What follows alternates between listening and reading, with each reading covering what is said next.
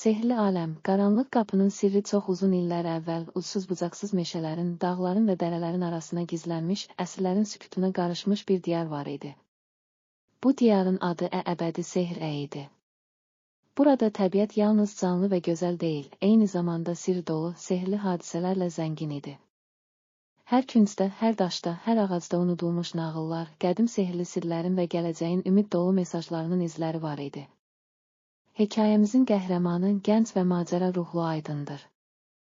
Aydın uşaqlığından bəri nənəsinin ona danışdığı sehrli aləmdə hər şey mümkündür, yalnız ürəyinin sədasını dinləmək lazımdır sözləri ilə böyümüş, o bu sehrli nağılların izini tapmaq üçün öz həyatını həsr etmişdir.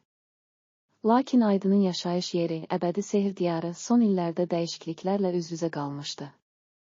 Kənddə iqtisadi çətinliklər, təbiətin sərt və quru hissələri, həm də insan ürəklərində yaranan kədər, sehrli aləmin parlaqlığını azaldırdı. Bir gün Aydın kəndin kənarında yerləşən, uzun illərdir kimsənin addım basmadığı, tozlanmış və unudulmuş bir evin yanında dayanarkən, qapının arxasından gələn zəif, lakin səmimi bir səs eşitdi. O, tərəddüd etmədən qapını açdı və içəri girdikdə, onu min illərin sükutuna qarışmış, keçmişin, sehrin və ümidin birləşdiyi otaq qarşıladı. Divarlarda köhnə əlyazmalar, şəkillər və nağıl dolu yazılar asılmışdı. O otaqda tozlu bir dəftər diqqətini cəlb etdi. Dəftərin səhifələri saralmışdı, lakin hər bir sətir sanki dərin bir melodiyanı, hər kədərin, hər itkin arxasında doğan ümidin, sehrin notalarını söyləyirdi. Aydın dəftəri açdı və aşağıdakı sətirlərlə qarşılaşdı. Qəlbin səsini eşit, çünki o, sənin ən dərin sirrini, həyatın əsl mənasını və gələcəyin ümid dolu notlarını daşıyır. Hər kədər, hər itki, bunlar ruhunun qanadlarıdır. Onları qucaqlayıb, hər anı, hər duyğunu yaşa, çünki həyat sənə hər zaman yenidən doğmağın və ümidlə irəliləməyin imkanını verir. Bu sözləri oxuyanda Aydının ruhunda sanki uzun müddət qapanan bir qapı açıldı. O an anladı ki, həyatın əsl sirri yalnız maddi zənginlikdə, gündəlik işlərdə və unudulmuş xatirələrdə deyil, o, insanın öz içində, qəlbində gizlənmiş, eşidilən və daim axtarılan o sehrli səsdədir. O, artıq öz hissəsini tapmaq və bu səsi bütün aləmə çatdırmaq arzusu ilə doldu. Beləliklə, Aydın öz səyahətinə davam etmək üçün kəndin tanınan yollarından uzaqlaşdı və təbiətin qucağına, dağların, meşələrin və dərələrin arasına doğru addım atdı.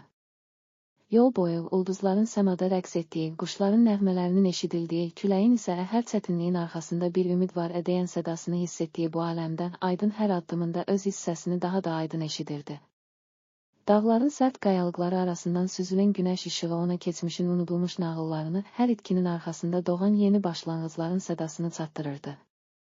O, öz hissəsini dinlədikcə hər çətinliyin, hər kədərin arxasında yeni bir dərs olduğunu, hər itkidən sonra doğan ümidin insan ruhunu necə gücləndirdiyini dərindən dərk edirdi.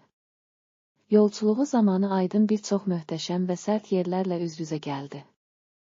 Bir dəfə uzun və yorucu dağ yollarını keçərkən, o, sərin bir bulağın kənarında dayanıb axan suların sədasını dinlədi.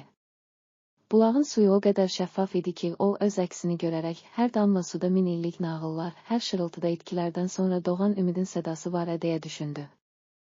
Bu səs onun ruhuna yeni bir güc bəxş etdi və ona, biz yalnız öz hissəsimizi dinləsək, həyatın ən böyük sirrini, ümid və sevgi sədasını, kəşf edərik mesajını çatdırdı. Aydının səyahəti təkcə təbiətin gözəlliklərini kəşf etməklə kifayətlənmədi, o, həm də müxtəlif kəndlərə, şəhərlərə səyahət edərək, orada yaşayan insanların həyat hekayələrini, ənənələrini və öyrətdikləri dəyərləri öyrəndi. Bir kənddə yaşlı bir qadın onun yanında oturub, keçmişdə yaşadıkları çətinlikləri, itkiləri və sevincləri bölüşərkən belə dedi: "Əziz oğlum, həyat yalnız qazandıqlarımızla ölçülmür.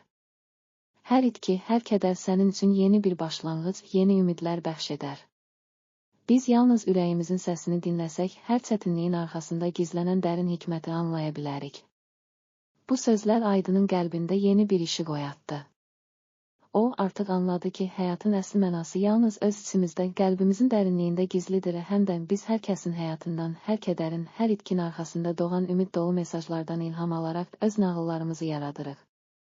Nəhayət, uzun və dolu səyahətindən sonra Aydın kəndə qayıtdı. Qayıtdığı zaman o, artıq yalnız bir gənc kimi deyil, həm də həyatın sirlərini, keçmişin hikmətini və gələcəyin ümid dolu mesajını daşıyan, ruhu dərin, qəlbi parlaq bir şəxsə çevrilmişdi.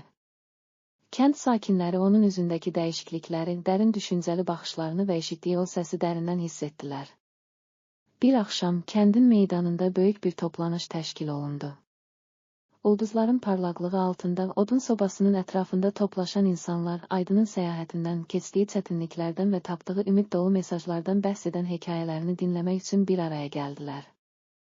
Aydın, sakit, lakin güclü səs tonuyla meydanda belə başladı. Əziz dostlar, hər kəsin içində eşidilən o səs həyatın ən böyük sirridir.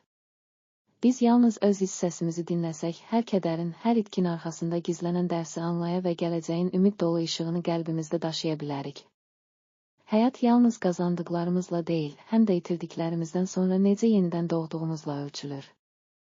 Gəlin, hər çətinliyi sevgi və inamla qarşılayaq və hər kədərin arxasında gizlənən yeni bir başlanğıcın olduğunu xatırlayaq.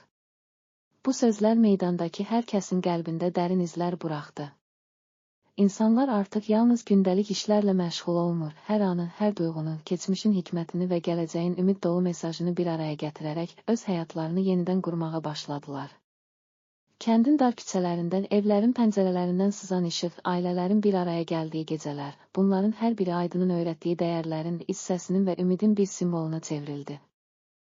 Zaman keçdikcə Aydının səyahətindən və öyrəndiyi dərslərdən topladığı dərin hikmət, kəndin gəncləri arasında böyük inqilab yaratdı. Onlar yalnız məktəbdə əldə etdikləri biliklə kifayətlənməyib, öz hissəsini tapmaq, keçmişin hikmətindən ilham alaraq gələcək üçün böyük arzular bəsləməyə başladılar. Hər kəs öz içində doğan səsi eşidərək həyatın bütün çətinliklərini sevgi və inamla aşdı və hər kədərin arxasında doğan yeni ümidləri yaratdı. Nəhayət, Aydın öz öyrəndiklərini və səyahət zamanı topladığı hər nağılı, hər sədanı bir kitab halına gətirməyə qərar verdi. O, Ümidin Ruhu, Sonsuz Səyahət adını verdiyi bu əsərdə yalnız fiziki səyahətimi deyil, həm də ruhi, daxili səyahətimi, öz hissəsini dinləyərək həyatın bütün rənglərini, duyğularını və notlarını necə bir araya gətirdiyimi təsvir etdi. Kitabın hər səhifəsində oxuculara həyatın hər çətinliyinin, hər itkinin arxasında doğan ümidin mesajı xatırlanır, hər kədərin sonunda yeni bir başlanğıcın əhəmiyyəti vurğulanırdı. Kitab nəşr olunanda kənddə və ətraf bölgələrdə böyük maraq və sevinc yarandı. İnsanlar kitabın hər bir səhifəsində öz həyatlarından bir parça tapır, keçmişin hikmətini və gələcəyin ümid dolu işığını hiss edirdilər. Məktəblərdə, ictimai toplantılarda və ailə yığıncaqlarında Ümidin Ruhu, Sonsuz Səyahət sətirləri hər kəsə həyatın ən böyük sirrini, öz hissəsini eşitmək, keçmişin hikmətindən və gələcəyin ümidindən ilham almaq xatırladırdı. Hər kəs qaranlıq gecələrin sonunda ulduzların parlaqlığı altında öz qəlbində doğan o səsi eşidərək həyatın bütün çətinliklərini sevgi və inamla aşır, yeni ümidlərlə dolu addımlar atırdı. Bu hekayə Ümidin Ruhu, Sonsuz Səyahət yalnız Aydının fərdi səyahətini və öyrəndiyi dərsləri əks etdirmir, o, həm də bütün bir cəmiyyətin, hər kəsin öz içində gizlənən, bəzən susqun, bəzən coşqun olan o səsi, həyatın, sevginin və ümidin əbədi melodiyasını ifadə edir. Biz, hər kəs, qaranlıq gecələrin sonunda ulduzların parlaqlığı altında öz qəlbimizin səsini dinlədikcə həyatın bütün rənglərini, duyğularını və notlarını bir araya gətirərək öz nağıllarımızı və əbədi macəramızı yazırıq. Bu bizim əbədi səyahətimizdir. Hər kədərin, hər itkin arxasında doğan yeni bir ümid, hər çətinliyin sonunda parlaq bir başlanğıc bəxş edən dərin hikmətin, unudulmuş nağılların və öz hissəsinin əbədi melodiyasını daşıyan nağıldır. Həyatın ən böyük sirri yalnız yaşadığımız anlarda deyil, həm də o anların içində gizlənən dərin səs və ümidlərdədir. Biz yalnız ona qulaq asdıqca hər kədərin, hər itkin arxasında yeni bir ümid doğar və həyatın əsl mənası, sevgi, inam və ümid bizə əbədi işıq saçar. İndi ulduzların parlaqlığı altında hər kəs öz hissəsini eşitsin, çünki hər addımda, hər dalğanın sədasında, hər qəlbdə doğan o ümid bizim gələcəyimizi daha parlaq və mənalı edəcək. Bu, bizim bütün bir cəmiyyətin və hər kəsin öz içində tapdığı, eşitdiyi və inkişaf etdirdiyi o səsi, həyatın, sevginin və ümidin əbədi melodiyasını ifadə edən əbədi macəramızdır.